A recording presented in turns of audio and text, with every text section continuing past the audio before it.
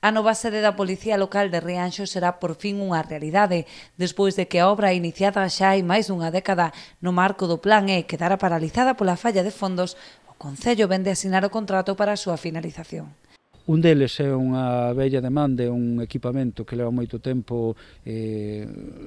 a medio facer, quedou no seu día cando o plan é dos concellos, estamos falando de antes do ano 2011, e que por fin se retoma para concluir finalmente, que é o cuartel da Policía Local de Rianxo. Entón é unha obra de aproximadamente uns 120.000 euros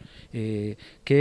permitirá que a Policía Local abandone as súas instalacións neste momento na Casa do Concello para pasar a ocupar un edificio xa máis moderno e mellores condicións, co seu ascensor e o seu espazo para arquivos, vestiarios, etc. Unhas instalacións que, xa digo, estaban detrás da praza do que lle chamamos o campo, ao fin da Alameda de Rianxo e detrás da igrexa da Guadalupe.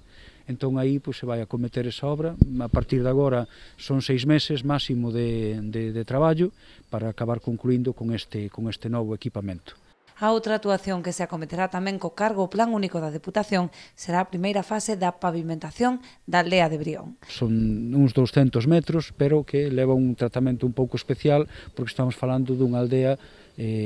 bastante especial, a súa configuración arquitectónica, elementos patrimoniais, entón optouse por unha solución de formigonado, con pequenas zonas tamén de empedrado, un pouco dando continuidade a algunha actuación que se ten feito en núcleos singulares. Esta actuación tamén vai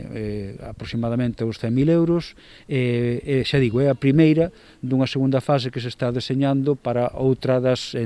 entradas principais de Brión. Ambas as súas obras serán executadas pola mesma empresa, Pavimentos Noia.